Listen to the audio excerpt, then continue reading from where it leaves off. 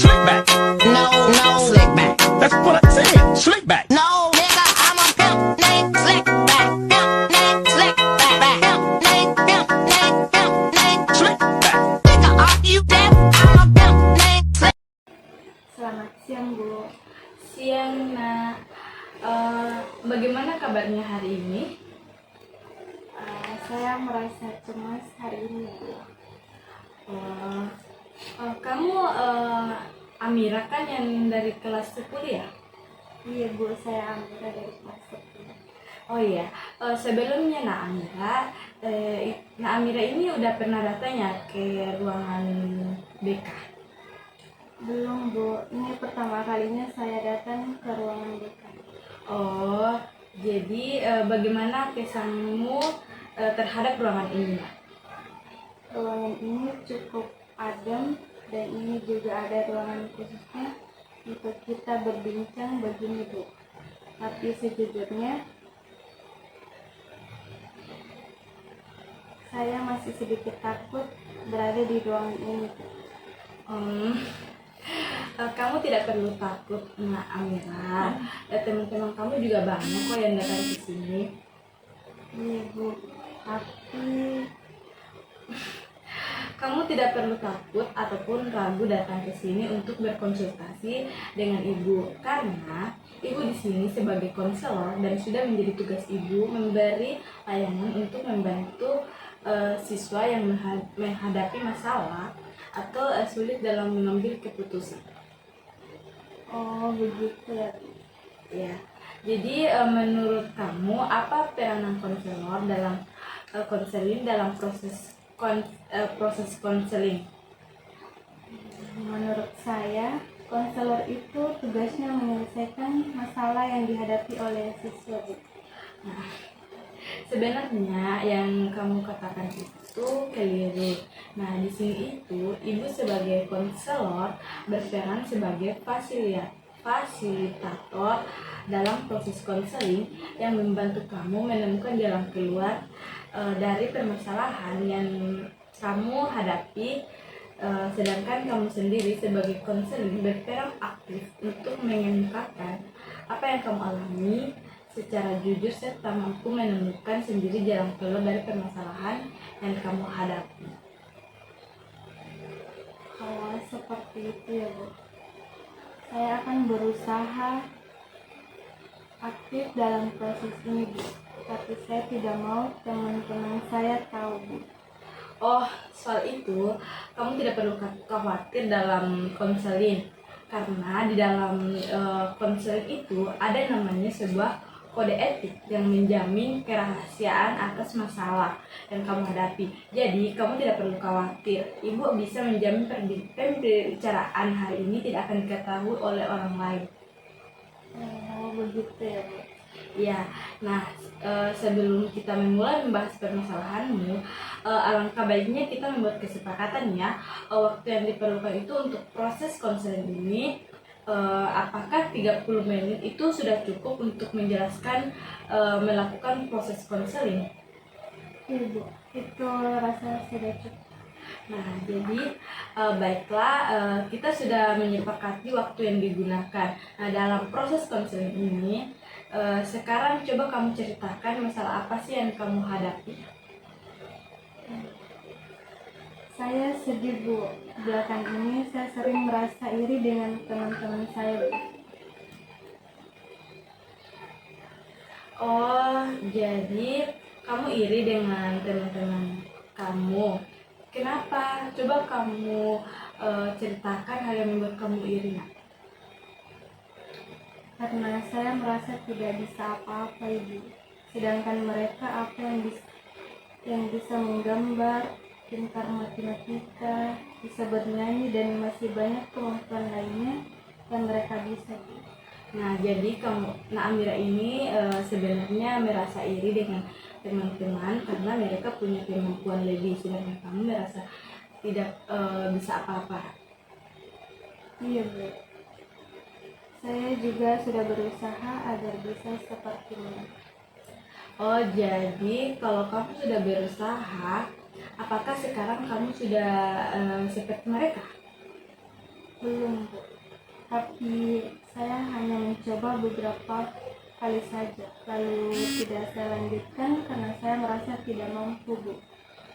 Oh, jadi meskipun kamu sudah berusaha seperti mereka, tapi kamu tetap belum bisa tapi kamu belum bisa dan kamu sudah menyerah sebelum sebelum kamu bisa melakukannya. Iya, Bu, saya tahu bahwa apa yang saya lakukan itu tidak tepat. Tapi saya sudah frustasi, Bu. Saya sadar seharusnya saya tidak menyerah sampai saya bisa. Jadi kamu mengatakan kalau seharusnya kamu itu tidak menyerah, tapi kamu sudah frustasi dan memilih untuk menyerah sebelum kamu bisa. Iya, Bu. Saya bingung harus bagaimana, Bu. Saya ini juga seperti mereka yang punya kemampuan lebih, Bu. Lalu Saya butuh motivasi yang bisa membuat saya tidak gampang menyerah. kamu butuh motivasi agar tidak gampang menyerah karena kamu ingin seperti teman-teman yang memiliki kemampuan lebih. Iya, Bu. Kalau saya begini terus, saya tidak bisa apa-apa nanti. Jadi kamu jadi merasa sedih dan frustasi karena tidak memiliki kemampuanmu yang lebih. Iya, saya takut nantinya tidak jadi apa-apa karena tidak memiliki kemampuan apapun. Jadi ibu mengerti perasaan Nak Mira. Nah, jadi berdasarkan cerita Nak Mira, kamu ini merasa sedih dan frustasi karena teman-teman kamu ini memiliki kemampuan yang lebih dan sedangkan kamu tidak.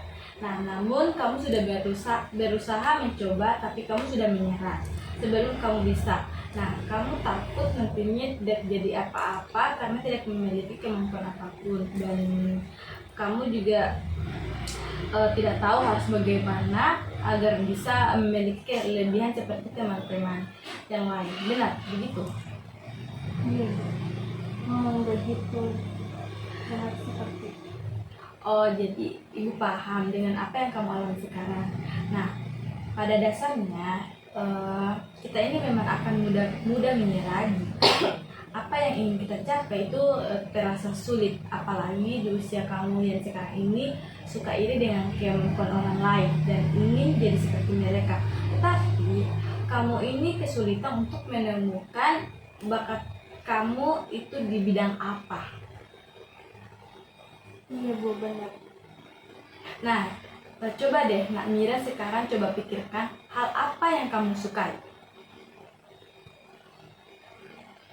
Saya suka dengan hal-hal yang berkaitan dengan tulisan Ibu, entah itu membaca atau menulis novel dan juga membuat puisi. Jadi Nak Mira ini sudah tahu hal yang disukai oleh Nak Mira sendiri kan? Nah, jadi apa rencanamu untuk mengembangkan hal yang kamu suka itu? Saya akan membuat novel dan puisi, serta tidak akan iri lagi dengan kemampuan orang lain, Bu. Bagus, kamu telah menemukan solusi yang ibu pikir itu sangat tepat. Dan apakah kamu melakukannya dengan sungguh-sungguh? Tentu saja, Bu. Saya ingin melakukan apa yang saya sukai dengan sungguh-sungguh, agar nantinya bisa menjadi penulis yang hebat. Ibu yakin kamu pasti bisa. Kamu ini sebenarnya adalah siswa yang berprestasi. Kamu hanya perlu percaya saja dengan kemampuanmu. Kamu tentu tahu apa yang terbaik untuk dirimu sendiri. Baik, Bu. Saya senang sekali jika hal ini benar-benar bisa saya lakukan dengan baik. Saya berjanji akan menciptakan tulisan yang bagus dan bermakna baik. Ibu sangat senang mendengarkan antusiasme. Nah, apa masih ada hal lain yang ingin Amira sampaikan? Saya rasa untuk saat ini sudah cukup, Bu. Nah, jadi berhubung waktu sudah habis, mari bagaimana kita akhiri proses konseling ini sampai di sini saja ya. Nah, sebelumnya mari kita simpulkan hasil pembicaraan kita. Di awal Amira mengatakan bahwa kamu sedih dan iri dengan kemampuan dari teman-teman kamu, dan kamu sudah mencoba agar bisa seperti mereka. Tetapi kamu sudah menyerah sebelum kamu bisa. Lalu tadi kamu juga mengatakan kalau kamu ini tuh suka menulis novel ya, dan puisi. Dan kemudian dalam mengatasi masalah tersebut, Nak Mira berencana untuk menulis novel dan puisi serta tidak akan iri lagi dengan kemampuan orang lain agar nantinya bisa menjadi penulis yang hebat. Bagaimana Nak Mira? Iya Bu, saya akan berusaha agar kesedihan yang saya rasakan sekarang ini bisa segera saya atasi dan dapat mengembangkan hal yang saya sukai. Ibu sangat senang mendengarnya. Lalu bagaimana perasaan Nak Mira sekarang? Saya juga merasa senang dan lega Bu. Sekarang saya sudah tahu apa yang harus saya lakukan. Nah, jadi setelah konseling ini berakhir, rencana apa yang Nak Mira lakukan? Saya akan menulis novel dan puisi lagi Bu. Bagus. Semoga kamu bisa ya bersungguh-sungguh menjalankan rencana apa yang telah kamu buat. Nah, kalau begitu sesi konseling ini dapat kita akhiri, dan Nak Mira jangan sungkan lagi ya untuk datang menemui Ibu jika memiliki kesulitan ya. Baik Bu, terima kasih atas apa yang telah Ibu sampaikan. Saya merasa senang dan lega. Sekarang saya sudah tahu apa yang harus saya lakukan. Kalau begitu, saya permisi ingin kembali ke kelas. Selamat siang Bu. Selamat siang, Nak.